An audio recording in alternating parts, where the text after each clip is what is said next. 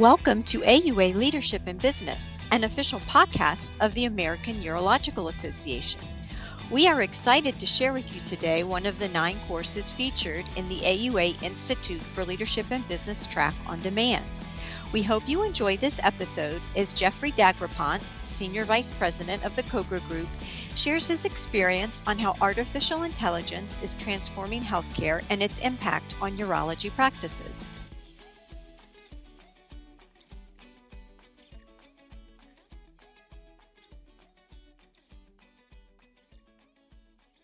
Good afternoon, or maybe good morning, since this is a virtual recording. Not sure what time of the day you might be watching or what part of the country you might be coming in electronically from.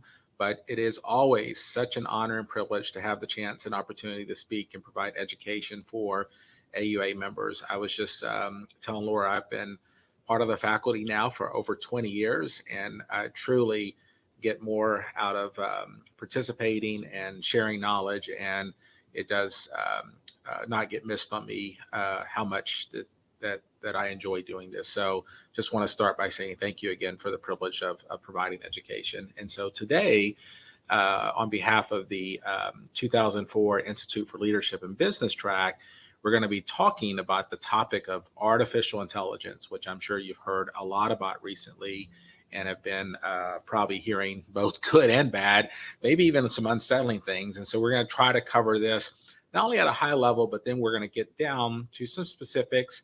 And then more specifically, we'll end on how should you respond and what would be a path forward for those practices that are either whether you're curious or ready to start adopting AI for your practice.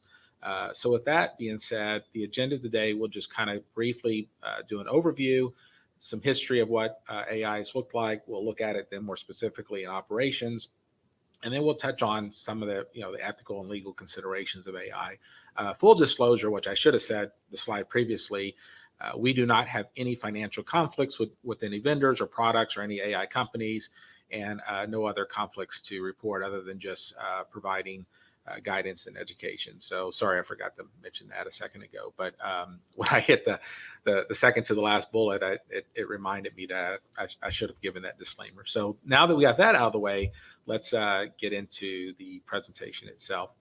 All right. So what is intelligence? Obviously, it's the ability to think and acquire, right, for yourself.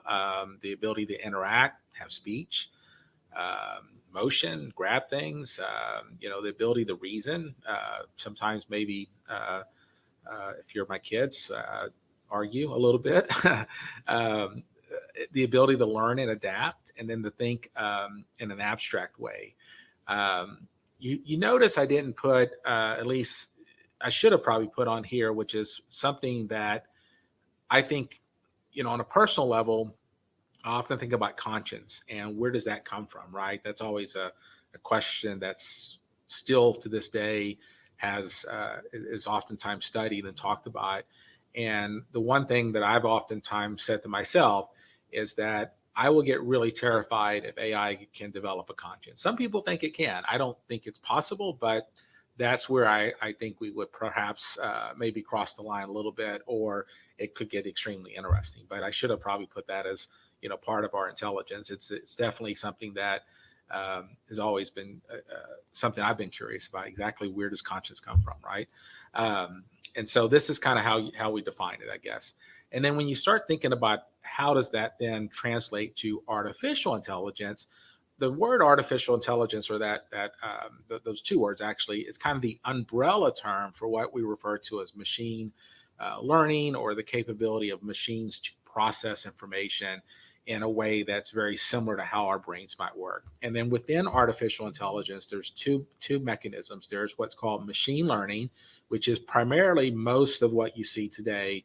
And then there's the deep level of learning. This is when the machine actually has the capability of evolving and perhaps even thinking on their own beyond their intended use. Very rarely do we see that in any applications that I'm aware of. I know it does exist, and there's a lot of discussions about that.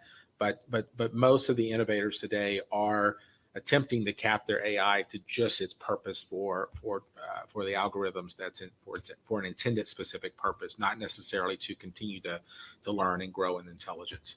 By the numbers, dramatically growing, right? I mean, this is a little bit outdated. I couldn't find anything that had more recent years, and it could be because the startups, take a while to get funding and go to market and then become known.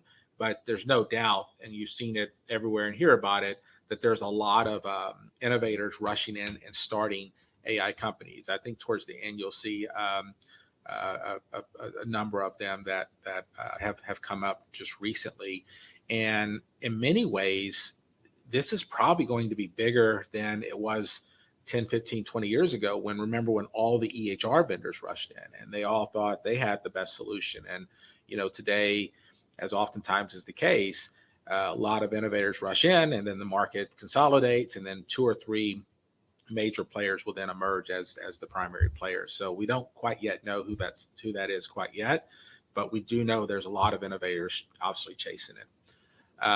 Also, if you look at the size that they're predicting, the venture capitalists, this is oftentimes kind of the canary in the coal mine. Where are people actually putting their money and how much money are they putting into it? It's already well into the billions, maybe even the trillions at this point. And it's just, again, expected to continue to increase. So it's here. I think that, it would be somewhat naive to think that it's just going to be a fad. I actually think it's probably around more often than we realize it. In which we'll get into some theories here in a minute about facial recognition, speech recognition. The whole thought is, do our phones listen to us? I'm not a conspiracy person, but I actually think the phones, in fact, I know the phones pick up on ambient listening, and there's evidence that even in logs in your in the back ends of some of these applications that actually record the information they're picking up through our conversations. And in fact, one of the hot trends now is ambient listening in the exam room while a patient and doctor's having the conversation, which we'll get into later. Again, by the numbers, the job market is also chasing this, and the salaries are pretty significant. I mean, they're pushing well into the 6 figures, and in some cases they're climbing, even much higher. Depending on your skills, but people oftentimes think about AI eliminating jobs. I actually do think it will eliminate, unfortunately, a lot of low skill jobs, but I also think it could create a lot of opportunities for people that obviously want to grow and learn new skills. Additional numbers here, the revenue being generated from this. This is probably hard to really pin down because you hear big numbers, but are they making money? How are they monetizing it? Things like ChatGPT and other products that are out there. My guess is they're probably, as we feed it information, there's probably really smart people in the back end that's figuring out how to monetize that. You probably remember the Netflix special where the tagline was, if you're not paying for the product, you probably are the product, right? So we do know that these social media platforms and data platforms aggregate a large amount of information on us. In fact, there's a company called LexisNexis that apparently has something like 3,000 to 5,000 unique data elements on each and every one of us. Everything from where we like to vacation, how much we spend on Amazon, what do we buy on Amazon, our political affiliations, everything that you can think of, they're tracking that. And that's one of the reasons why everything on the internet is so personalized. It's no accident that you get information fed to you based on your unique interests or perhaps your digital history. So I do believe that, these companies are generating and will be generating revenue from leveraging AI and the information they collect on us. In urology, what we're seeing more than, and we're going to get into some operational examples, but I don't have any specific, like what I would call business office or operational unique to urology. But what we did discover is that urology always has been, in my opinion, one of the innovating specialties way out ahead of everyone else. Remember the robotics and the Da Vinci and things akin to that. A lot of the advanced imaging to track and try to detect early diseases. So this was a from Quintip, which is tracking where some of the investments are going. And you can see, no surprise, a lot of it is actually centered on diagnosing urological issues and diseases. And a lot of that is focused on images, diagnostic images, or early detection.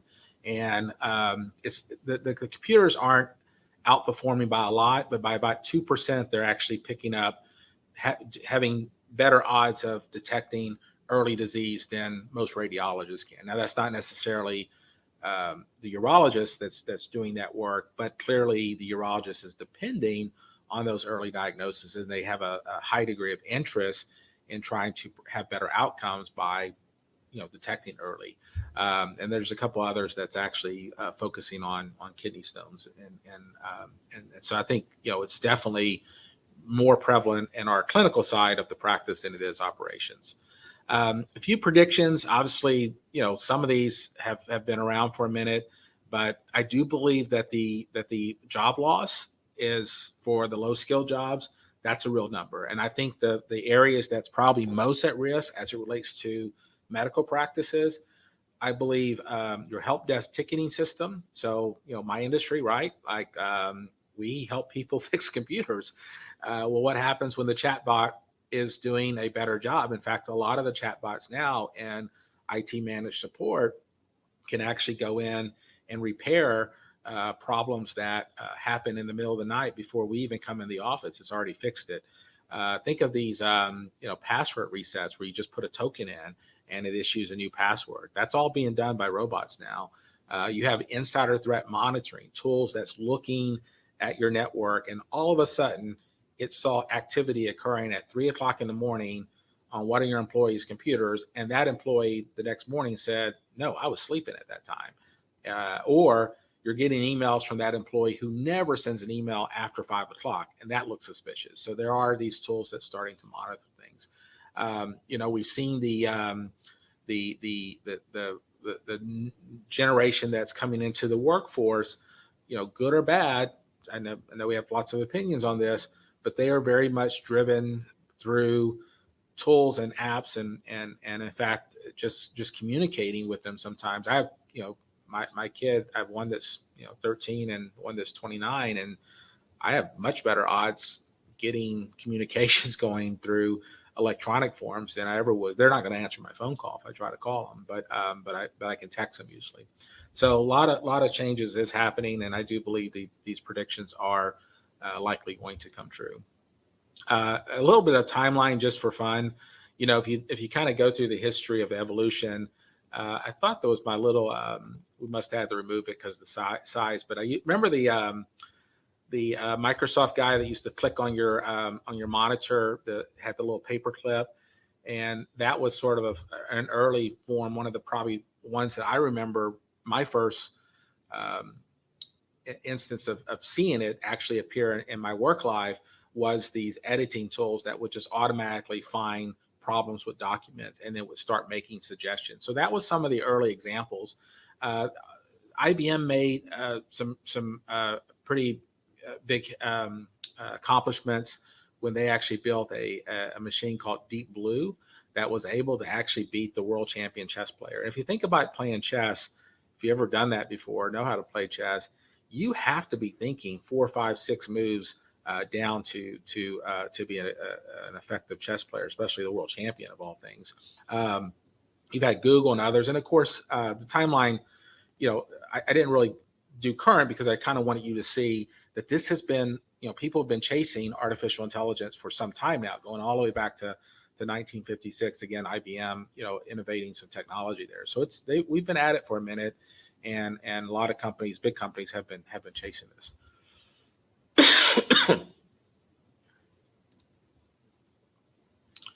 Other stats that come into play that you see in the market, one being Netflix is driving a lot of their content. Think about how do they know? I mean, like, they're really good at picking the shows, right, that we like. That's not by accident, because if you have your house profile set up, you can see that, in my wife's case, they're pushing her all the Lifetime movies, and I'm getting all the war documentaries, and it's interesting because it's the same TV, the same internet connection, but somehow they figured out our two preferences, and they basically have sourced that data, and that's all from what I understand, not being done by humans. It's just the computers and the robots watching our activity and then feeding us back information. Gartner's another company that tracks this. They predict by that 85% will be using some sort of having some sort of interaction, and I think that's probably higher today because I tell my kids what it used to be like traveling, and you actually had to get a map out. Right nowadays, I don't even think about where the next turn is until I pass the turn in some cases, or a few seconds before I get to the turn. So now we have these apps that can figure out. In fact, the scary thing is, have you ever had this happen where your phone actually alerts you that, hey, you better leave now to go to a meeting because it already knows that traffic is starting to pile up. So it's telling you to leave early. Like, A, it knows where you're going. B, it knows that traffic, and it already sort of knows the routes that you're going to take. They're also predicting that while we talked about a loss in jobs, we're also seeing an increase in jobs as well too. So I think it's going to be a trade-off as it relates to sort of winners and losers in the job market. Now let's transition a little bit and get into some examples in healthcare, because I think this is really where it gets a little bit more applicable to our jobs.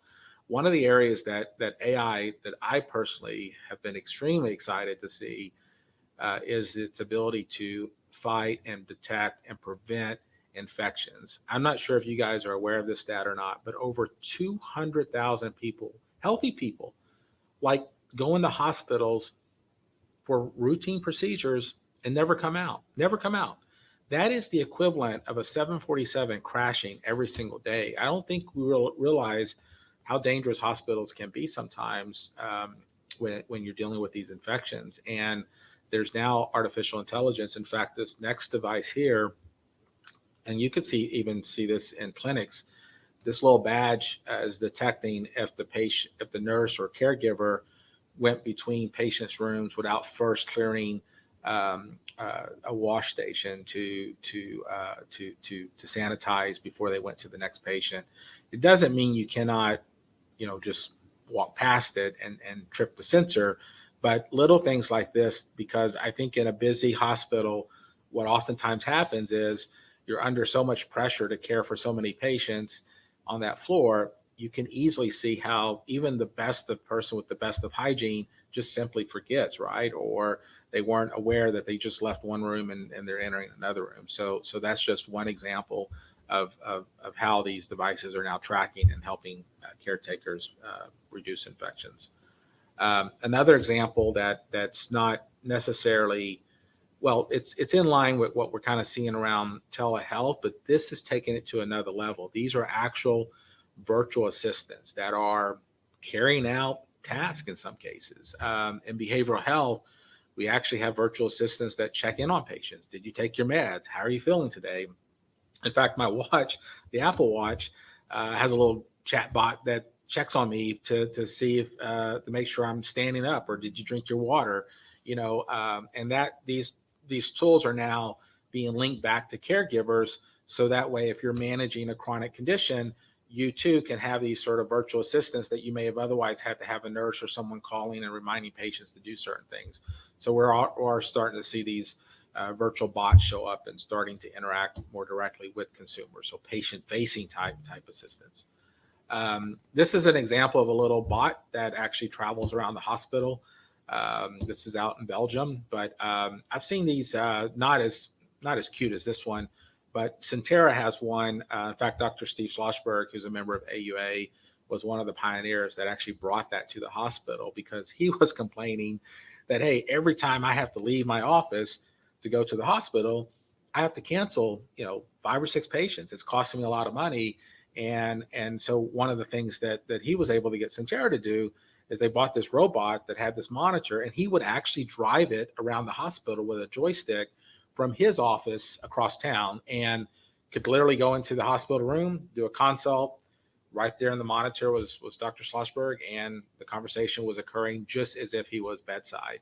So, again, I don't necessarily think this is full AI. It's, we've had robots roaming around hospitals delivering supplies for some time now, but the fact that some of these bots do interact without a person driving it with the joystick. They can go and have conversations with patients. This one is not necessarily doing anything clinical. It's just acting as the greeter. So when you walk into the hospital, if you need help getting somewhere, maybe you're looking for the cafeteria, it can actually walk you or escort you there. It helps sign papers and things akin like to that to check patients in. So think of your front desk in the near future being a bot at some point. One of the very first, this isn't applicable to urology, but it's worth noting that our friends over in ophthalmology actually successfully got the very first FDA AI imaging device that went to market. So they kind of broke the ground in getting FDA approval. And since then, all the other specialties have kind of started, also adopting the same thing, specifically in urology. So in most cases, as I mentioned earlier, you're seeing that AI is really focusing in on the diagnostic imaging, early detection, looking at the tumor size, tumor grading, things akin to that. And then we did find some evidence that it was also using it to not only detect kidney stones, but to classify them to a better degree of accuracy. I make kidney stones. I'm not proud of that, but I've actually had them missed before, and by the hospital radiologist and the urologist, which is something that frustrates a lot of doctors in urology, is they usually are a little bit better sometimes than the radiologists at finding those little tiny microscopic stones.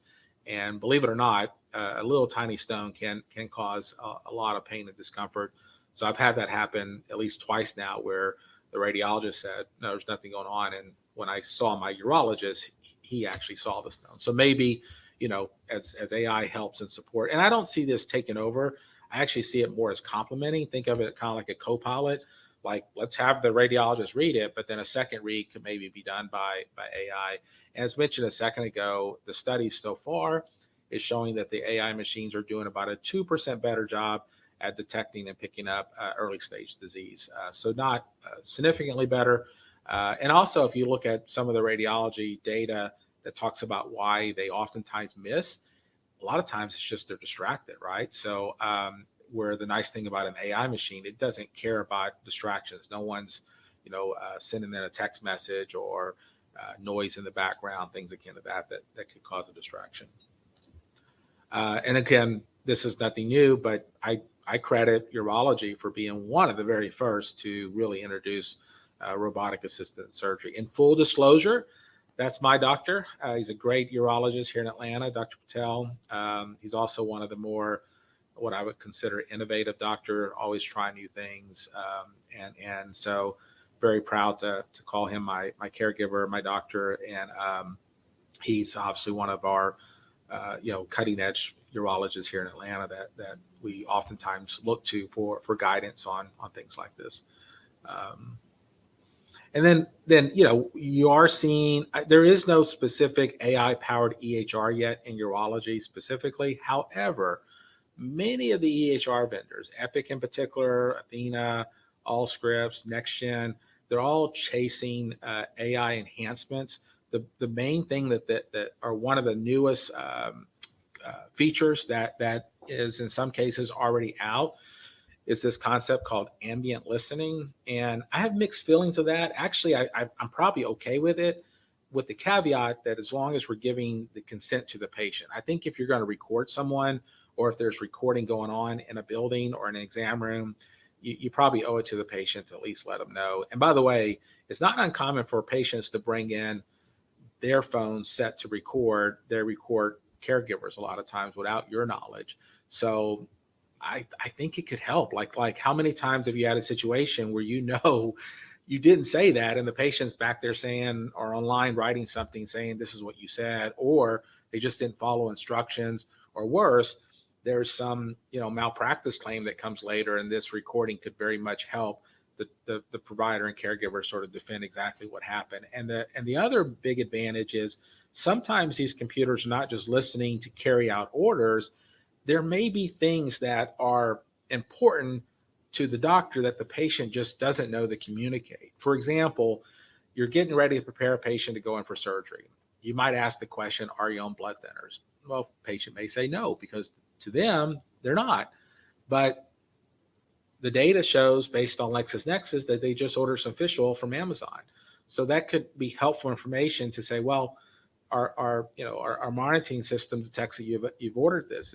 Are you taking it? Well, no, that was for my husband. So it does help in that it can fill the gap in between trying to collect a lot of information, a very short period of time, and oftentimes dealing with an incomplete amount of information. And from what I've seen, these listening devices actually are able to go in, and in real time, you can see it with your own eyes. It's populating the note, triggering the orders, handling some of the next steps that may have otherwise been done by the staff that would have had to take place after the patient left the exam room. So I think this is starting to show some real benefits. And I'd be curious, of course, I'm not able to ask for a show of hands here if anyone's tried ambient listening or not, but that's probably the thing that I'm hearing of talked about the most, and that's probably the thing that I'm seeing to be most beneficial and impactful that's ready right now today if your vendor supports it. AI powered collections. This is another great tool that these apps are now able to go in and really figure out, based on a number of data points, the propensity for a patient to likely pay versus which ones may need more intervention. Because we oftentimes approach collections as a one size fits all, but when you get into different payers, different rules, different demographics related to the authorizations that may come from this plan versus that plan, sometimes these tools are now able to predict before the claim even goes out if you have all the complete elements based on that plan. What I really like about some of these tools is that you can actually feed it your expected levels of reimbursement. So when the check comes in from the payer, it calls back to the AI and says, did I get paid correctly? And if you did get paid correctly, the AI actually can go out and seek the recovery of the difference and start that process. So not to scare anybody in the back office, I don't think it's going to replace bill collectors and our billing team anytime soon, but there is a lot of innovation being developed to help practices do a better job at collecting. And if you think about this area of your operations, this is oftentimes where you do have a lot of turnover. It's hard to staff. It's hard to find good skilled labor that knows how to all the ins and outs, because it's complicated, right?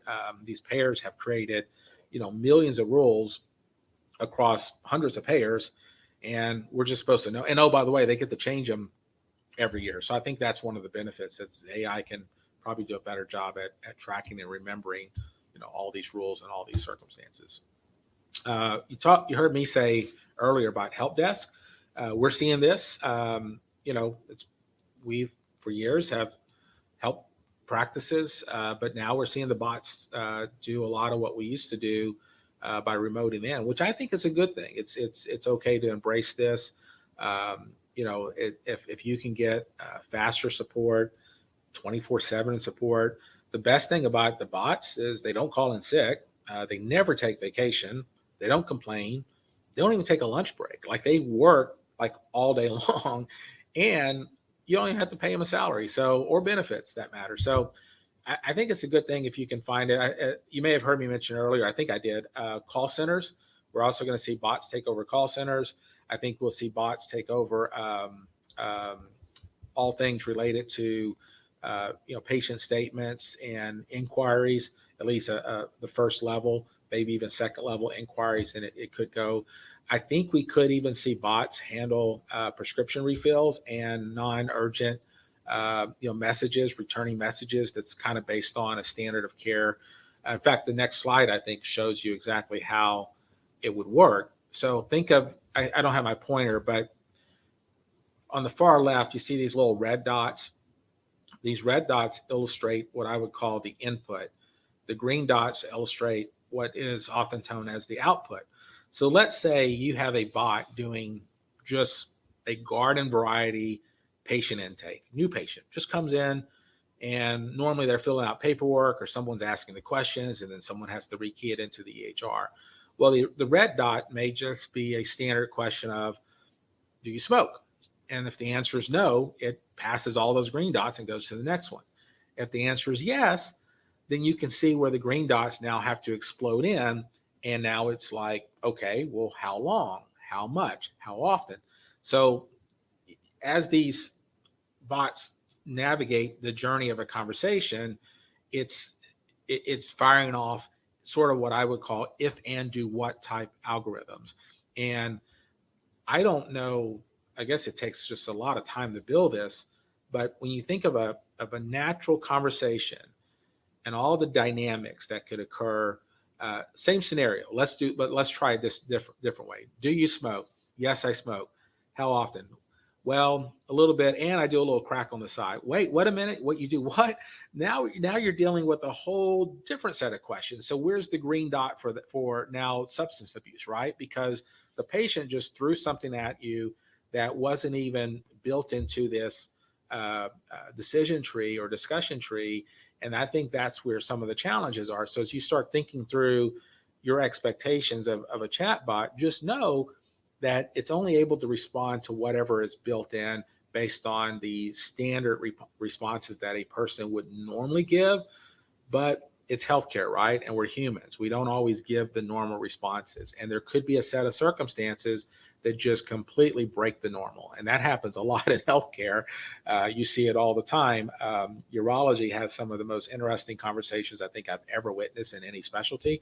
So yeah, you're going to break it. And I don't think the chatbots fully know how to respond in all those dynamics, but you can clearly see in this example, there's a lot of little green dots that are trying to predict how to respond based on the input. So you have inputs and you have outputs, and the outputs are always going to be much more dynamic and robust than the inputs. Hopefully that helps. This was a good, when I saw this at a presentation, it actually gave me the visual of, how the technology is working behind the scenes.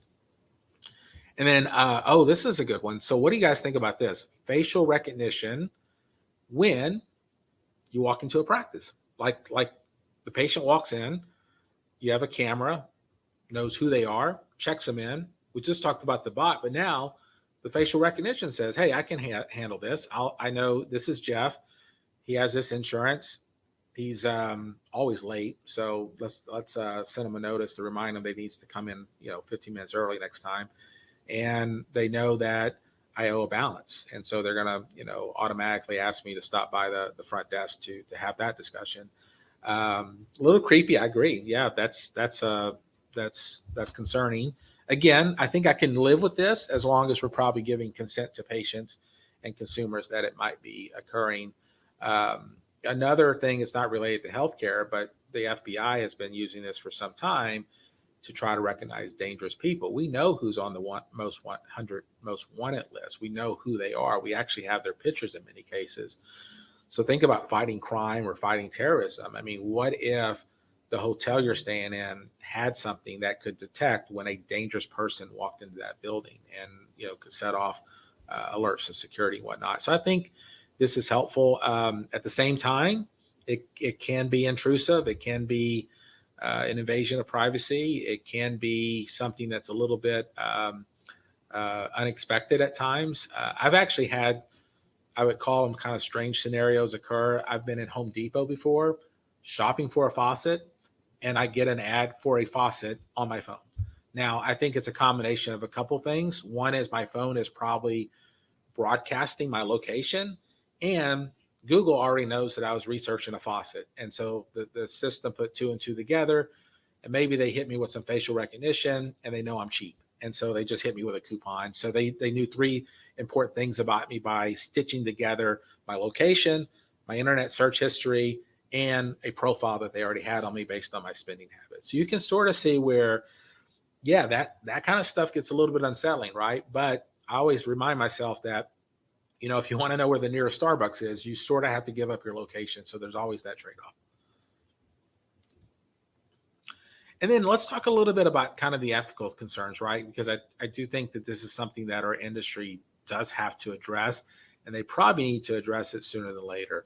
There have been examples most recently with Google. There's gotten a lot of pushback about if there's bias, or even some instances there's been AI that's acted in a racist kind of way.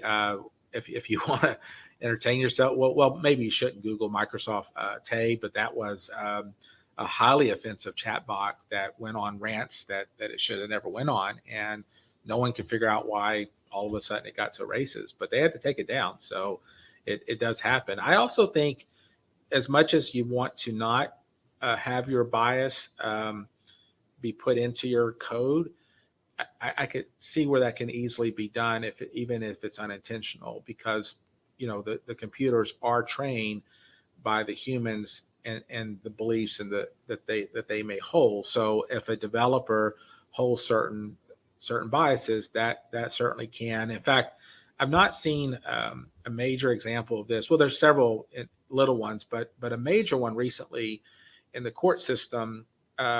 Judges were using AI to sentence people, and the AI would tell them the likelihood of that person being a repeat offender. And if the AI said you were higher probability of being a repeat offender, the judge would do what? Harsher sentence, right? They would send you to jail longer. Well, for some crazy reason, people born in October were more likely to be repeat offenders. So if you were unlucky enough to be in front of this judge with a birthday in October, you were being sentenced to more harsher sentencing. But it turned out it just happened to be no correlation. It just happened to be that the sampling of data just had people born in October more often than other months, and the AI was using that. So sometimes you can have some pretty serious defects that can have consequences that's unintended. What happens if AI goes evil, right? Like it can cure the cancer just by simply killing us off, right? Like that's one way to do it, but it's not the best way. And so what happens if it hurts a patient? Can it have rights? That's an interesting question. And you might say, well, no way, it can't have rights, but corporations have rights and they're not people. What about just basic humanity, right? Should we be doing this? Is it good? I will tell you that I remember when, it's been a minute, but I remember when Facebook first came out, my initial belief was it was going to bring positive ideals together and would unite the world, and we could spread positive things because it was this platform that we could all be connected no matter where we live. Well, look at what it's done now, right? It's become echo chambers. It's used to incite violence. The data clearly shows that our kids and young adults are having more depression because of what they see on social media. So again, I think we really need to think through whether or not, from a humanity standpoint, if it's in our best interest to just hand these things over to the computers. If you go and develop AI with a vendor partner, well, who owns the AI? Who owns the IP? Whose product is that? Especially if it starts to evolve, down the road. What happens if it's defective and it causes you to make a mistake? Is that the machine's fault, or is that still your fault? The rule right now, good or bad, is that the provider is still ultimately responsible, even if the machine is defective. What if it starts predicting how to treat people differently? Is that could be a problem, right? Like, let's say, remember the AI collection tools I was telling you about? Well, what if it figures out that a certain population of patients is, just because of their social statuses or maybe their zip code that they come from, people that come from that zip code are never able to pay, therefore let's treat them differently. So you can sort of see where that can cause problems. So again, I think these are kind of concerns that we're going to have to unpack and deal with. Security, right? We talked about, whether or not it's safe, whether or not we should have consent, what are the limitations, how much data, and of course, patient privacy. So there's a lot of concerns here that still have to be addressed, in my opinion. And then as you start thinking about adopting it, the last thing I would do right now is go out and buy anything. I think you're doing the right thing, getting information, creating awareness, understanding the limitations, understanding where you sort of fit in. I will say that if you're thinking about doing anything AI related, the fundamentals to this is going to be highly predicated on the integrity and the quality of your existing clinical data. So if right now your EHR is outdated, not structured, lot of unstructured text, or maybe you're scanning in documents, no real strategy around how you're going to archive the data, store the data. I don't want to use a outdated cliche, but garbage in, garbage out. So if you layer in AI, you can already see where it's going to be a problem for you, because it's going to be fed with, maybe even corrupt data or incomplete data, and you won't get the outcome that you're ultimately looking for. So data quality and data integrity built on a modern system that can be compatible is going to be very key. So that's one of the things when clients ask us or tell us that they want to get into AI, I'm like, let's first make sure that the foundation, because more times than not, you need to fix that before you start anything related to AI. As you start thinking about how you want to implement it, I think, awareness, education, looking probably first, if I was still a practice administrator, before I would go out and purchase, I would see what's best aligned with what I already have, unless you just plan on replacing everything. A lot of vendors today have what's called marketplaces, and they're putting products that are already compatible with their solution.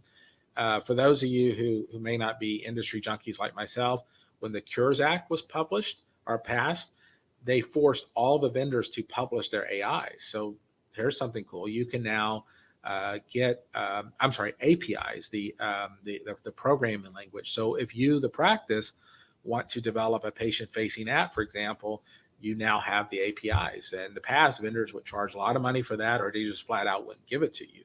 Well, now they're required, if they're going to be considered a meaningful use certified vendor, they must provide their APIs. That's why we're now seeing a lot of applications that work with your existing technology platforms come to market. Where to start? Every presentation has to have at least one slide devoted to the 10-step plan. I tried to make it 3, but unfortunately I got to 10. So I think, like I said, doing the right thing now, you're learning, education, create awareness, help embrace it. I would encourage you not to fear it, even though there's lots of unsettling things about it. But I think we're going to have to confront it and embrace it. Start educating your leadership, set expectations low, identify some easy wins, build, there's no downside in improving the integrity of your data quality now, not just for AI, but for reporting, for MIPS MACRA, for, maybe negotiating with payers, because you can now show you a better outcome, for enhanced reimbursement, optimization. All those things can actually benefit the practice. Another big tip that I strongly recommend, if you're still doing an on-premise EHR, that's where your server is in your office, maybe sitting on a floor somewhere waiting for the flood, that's probably not going to get you there. You're going to have to embrace cloud computing, because a lot of these AI machines are now crowdsourcing, leveraging the power of the internet. There's no way we're ever going to put the horsepower, the computing processing power in our closets at our office. You're going to need much more advanced computing processing, and that's only going to be achieved through unless you just want to spend millions of dollars, which most people won't do that. I would recommend a work group to start studying it, look at gaps, and then consider, I certainly enlist a third-party expert if you need, a little bit of guidance as you go through this. Where I think a third party can help you is on the vendor contracting piece, because I do think where I see practices get in trouble is they just flat out buy stuff that doesn't work or is defective. And now what do you do, right? Do you get your money back? How do you hold the vendor accountable? So that's always my big concern. If you are going to work with vendors, ask about who owns the license, who owns the right, do you get royalty agreements?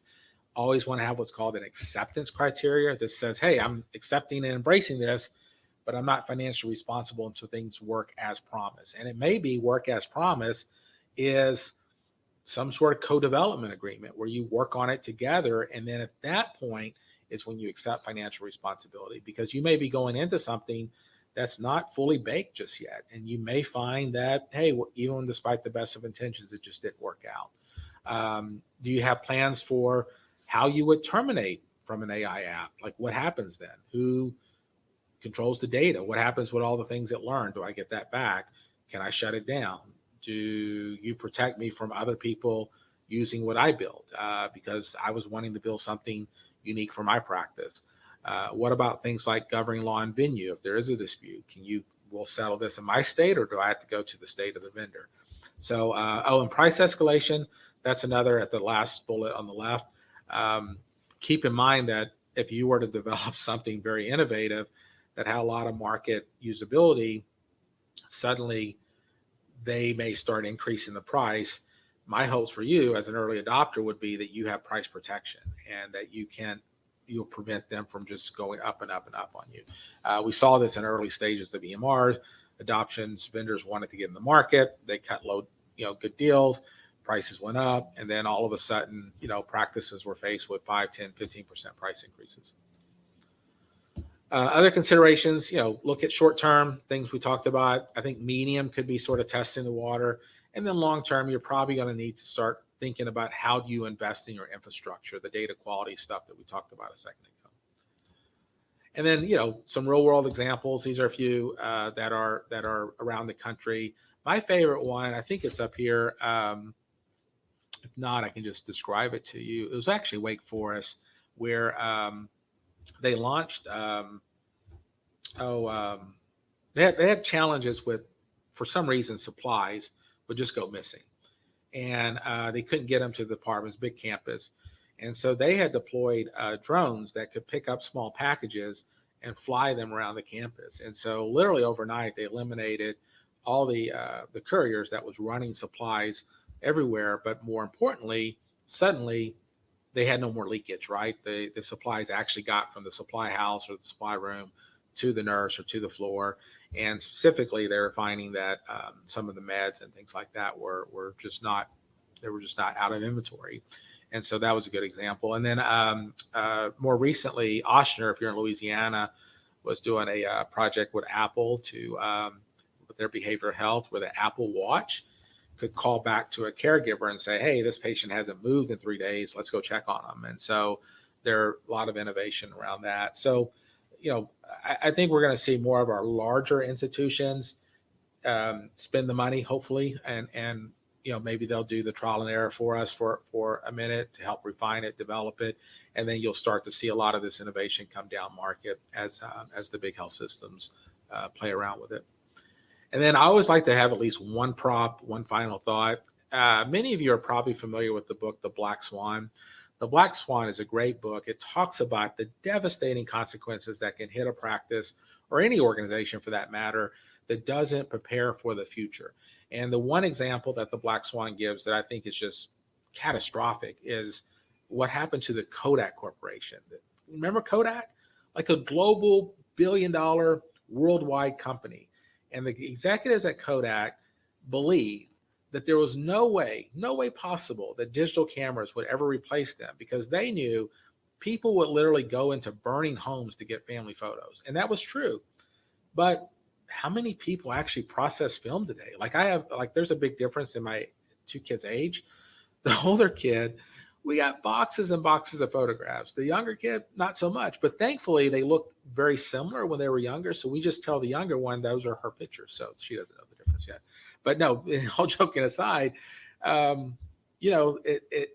didn't see it coming, and they had a black swan moment. And so the one example I want to give you as healthcare administrators and people that work in doctors' offices, I thought this was another great example. They was comparing food consumption over the lifespan of an animal, and they were figuring out that the longer the animal lived, the more food the animal consumed. And you're probably asking yourself right about now, Jeffrey, how are you going to correlate this? Because now you just went from Kodak to an animal eating more food over time. Well, trust me, there are devastating consequences coming to this animal, and I think you'll be able to relate to it. And the consequences are this right here.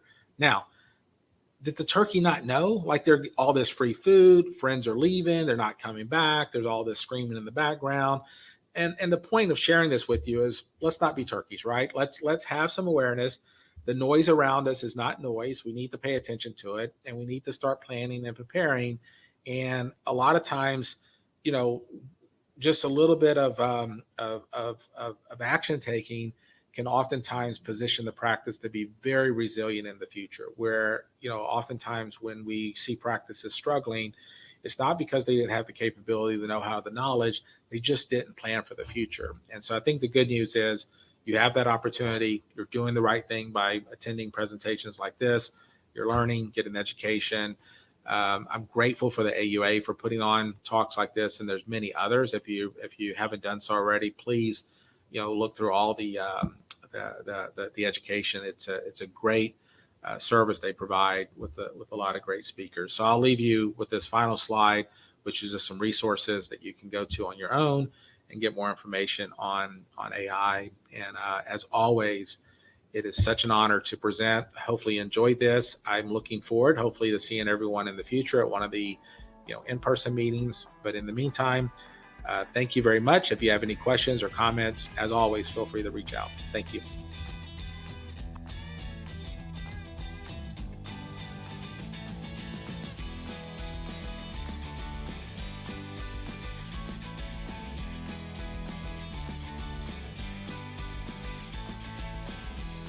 Thank you for joining us today on the AUA Leadership in Business podcast.